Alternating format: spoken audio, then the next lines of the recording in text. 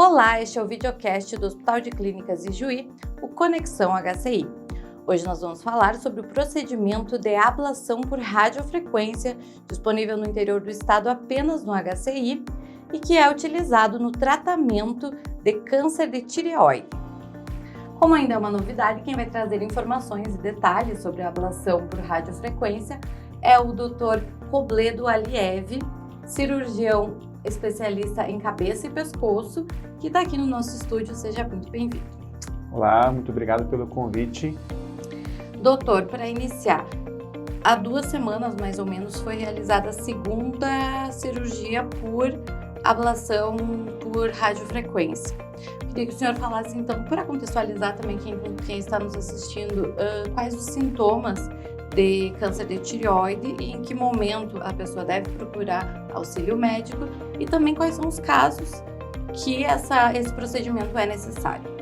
Ok, então, a ablação de tireoide, né, que é a nossa temática, falar um pouquinho sobre isso, que é uma novidade, né, de fato, ela é um manejo que a gente utiliza para nódulos de tireoide benignos e também alguns casos selecionados de câncer de tireoide, né?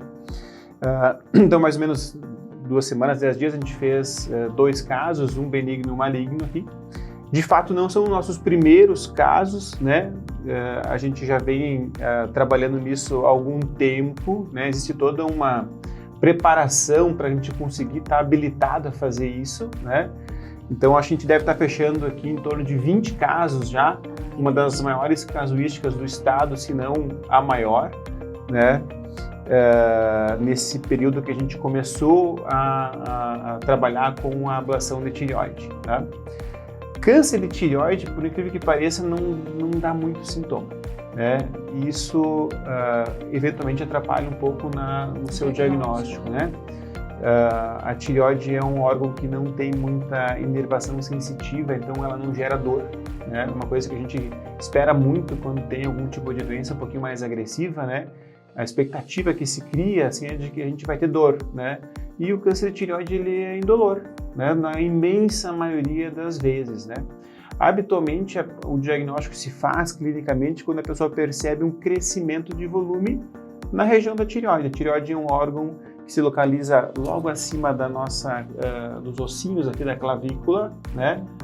Um pouquinho abaixo do gogó, essa parte que no homem é mais saltada, né? Então a tireoide é logo abaixo. Então, se a gente perceber um aumento de volume, uma projeção anterior, né, costuma ser a percepção mais frequente, né, ou mais fácil de ser percebida no nosso dia a dia. Quando você está de frente com o espelho, tomando um gole de água, né, às vezes a gente percebe se tem um pescoço mais magro, ou às vezes é um familiar, um amigo que percebe uma bola que sobe e desce ali na região. Tá? Nesse caso é mais fácil para homem ou para mulher perceber? Na verdade, depende muito do aspecto do pescoço, né? Se eu tenho um pescoço mais achatado, mais gordinho, não importa se seja homem, seja mulher, vai ser um pouco mais difícil, né, de perceber isso, porque as estruturas ficam mais escondidas, né? Quem tem o pescoço um pouquinho mais alongado, mais esguio, mais fino, naturalmente essa estrutura vai estar mais perceptível, mais facilmente perceptível, né? Outra manifestação não muito frequente no câncer de tireoide, mas que eventualmente acontece, né? Tive um caso recente, inclusive, de uma paciente das nossas redondezas aqui, que me procurou com um nódulo no lado do pescoço. Não era na tireoide. Essa paciente tinha uma metástase, né? O câncer de tireoide, ele, como qualquer outro câncer, ele pode se disseminar para ínguas, né? Popularmente conhecidas, né? Ou linfonodos, né? Então, essa projeção lateral, no caso desta paciente, era uma metástase da doença.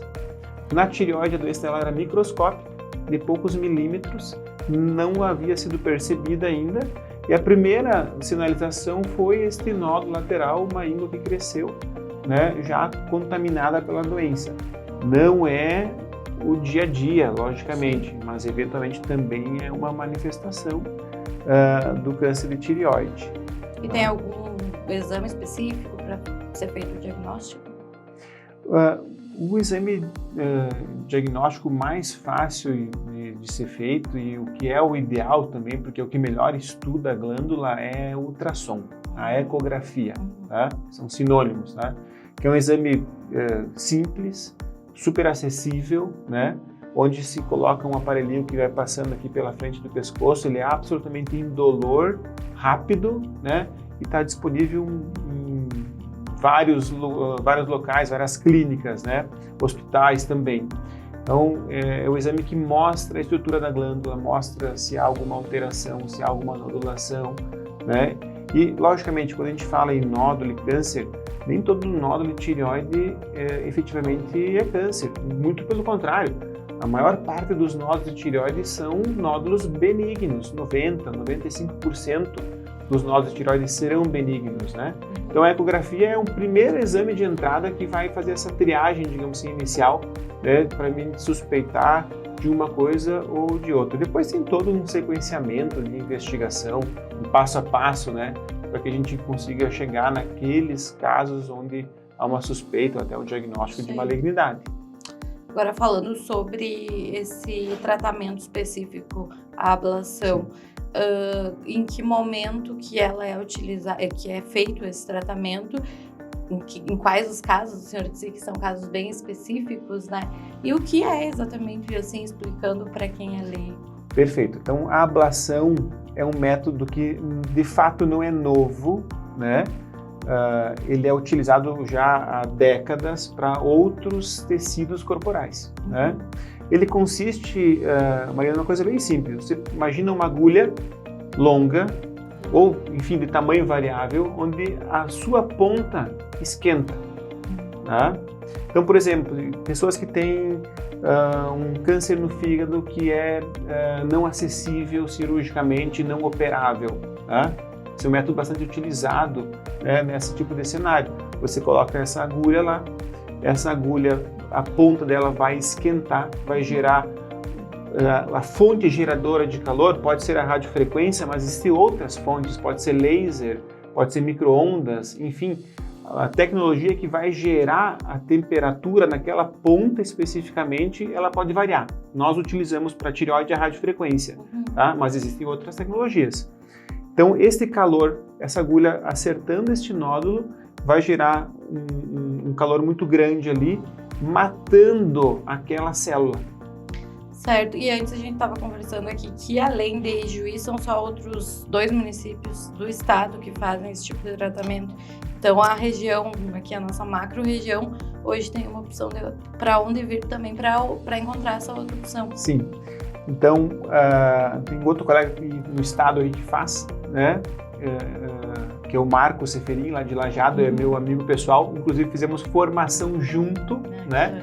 Ele atende a região ali de Lajeado e Grande Porto Alegre, né?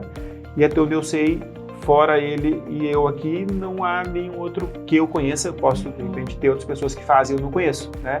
Mas, de fato, a gente já vem trabalhando isso, a gente se ligou, né, nessa metodologia em 2019, isso chegou no Brasil em 2018, 2019, mesmo em São Paulo, isso era muito incipiente ainda, né? Entenda que isso, para a gente conseguir se capacitar para fazer essa metodologia aqui, ela é diferente da cirurgia. Sim. Né? Não é o mesmo jeito de fazer, envolve manuseio do ultrassom, né? Manuseio de agulhas, né? Você tem que ter todo um treinamento, uma capacitação. A gente viu isso lá atrás, entendeu que isso era uma coisa que trazia muita vantagem para o paciente, né? A gente já está agregando algo a mais para ofertar para o nosso paciente no dia a dia, né? E, além do método ser muito interessante, né? E a gente olhou para isso e disse, a gente precisa estar desenvolvendo isso. Por que não? Né? Tu acredita? Eu acredito. E a gente buscou junto isso e felizmente a gente está aí fazendo já alguns casos, né, no estado nesses 2 anos mais ou menos que a gente está executando o método, 2 anos e pouquinho. A gente começou devagar, né? Tem toda uma curva, né, de aprendizado, né? Mas hoje a gente está com uma casuística bem legal. E para finalizar, o senhor tem em dados assim a quantidade de pessoas que são afetadas pelo câncer de tireoide aqui na região? especificamente da nossa região, da nossa micro-região, nós não temos dados claros, né? O que a gente sabe sobre nódulo de tireoide e câncer de tireoide, tá? Então, nódulo de tireoide é muito comum, muito mesmo, tá? Primeiro porque realmente está aumentando a incidência ao longo das últimas 3 décadas, 30 anos, mais ou menos, né, de nódulos. Segundo que a metodologia ultrassom para fazer diagnóstico, né, é um método que está disseminado, né? Ele é feito para outras coisas no pescoço. Os aparelhos ecográficos têm, via de regra, qualidade alta, melhorou muito a qualidade da tecnologia nas últimas décadas, né? Então é muito fácil você fazer um diagnóstico de um nódulo, e o nódulo é muito frequente, principalmente em mulheres, tá? Principalmente em mulheres. Bem mais frequente em mulheres, 3, 4 vezes mais em mulheres do que em homens, né? Então, existem estudos que mostram, tá, que se a gente fizer ecografia na população em geral, tá? Claro que são estudos que exageram um pouco, quem sabe, nos seus dados estatísticos, né? Mas se você pegar um bom ecografista com um bom aparelho, né, e pegar a população em geral e fizer ultrassom sem ter nenhum tipo de sintoma, a probabilidade é que em algum momento da vida se faça o diagnóstico de nódulos de tireoide em alguém, ela gira em torno de 50%. Nossa.